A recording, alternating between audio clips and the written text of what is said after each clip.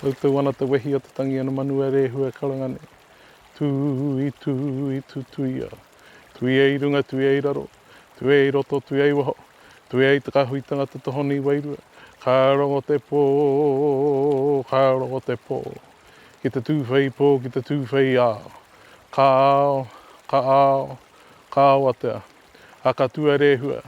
Ka rere tūtū mare au ki tōtō mga reo tau warawara. Hiena te reo, wāroa te rongo. Ka hau palawhenua mea.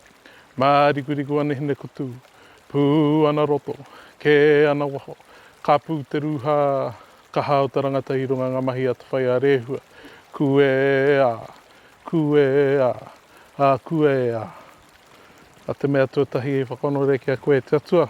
Te mea tūrua e mihi mahana, e mihi nui i ngā hapū o Kaikohe.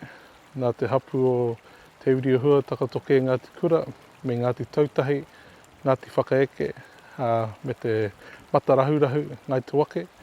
Nō reira, mihi nui ki a koutou.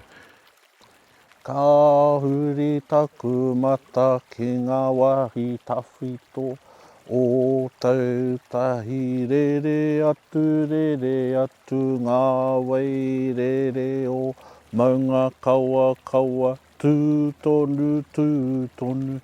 Te maunga kiri o ke kāmahara ki matapa kei reira tōku whatu manawa. Mihi atu ki te pāo taneiti. Mihi atu ki te pāo Pākinga.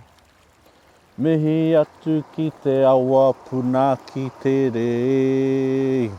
Aue,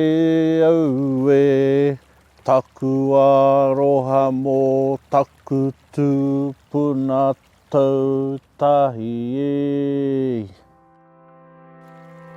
The significance of this water, wairoro, to our hapū te Uriahua takatoke Ngāti Kura. The name Wairoro is in regards to the water when it goes over the rocks. It's like babbling waters, they call it. Hence the name Wairoro.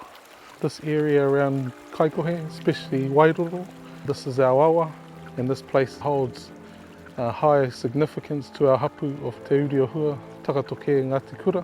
And these areas around here are the places that we find sustenance for kai. The Kaikohe Wastewater Treatment Plant Working Group is made up of Whanau District Council staff as well as representatives from hapū from around the Kaikohe area. The muri of the wai, or the health of the waterways, is integral to what this working group is trying to achieve. So we got into a working group and we've been working on it at least officially for the last 2 years. Before that, our hapū collective a little bit longer. And we stand on the shoulders of many others who have done this work. And we've met with our other neighbouring hapū, Hokianga, had really positive kōrero with them, and realising that the Mauri and the mana, only we as hapū know what that Mauri is. Only we hold that measure and that recollection of what the Mauri is. So it's important for us to engage. And I must say the process so far has been okay. Bordering on good. The current issues with the Kaikohe Wastewater Treatment Plant are non-compliances in ammonia and sometimes E. coli. These are both found in wastewater that has a negative impact on the receiving environment. As a kid, we would do a lot of mahi tuna, and then it got to a point that we started slowing down that mahi because there was a bit of a taste difference to the eels.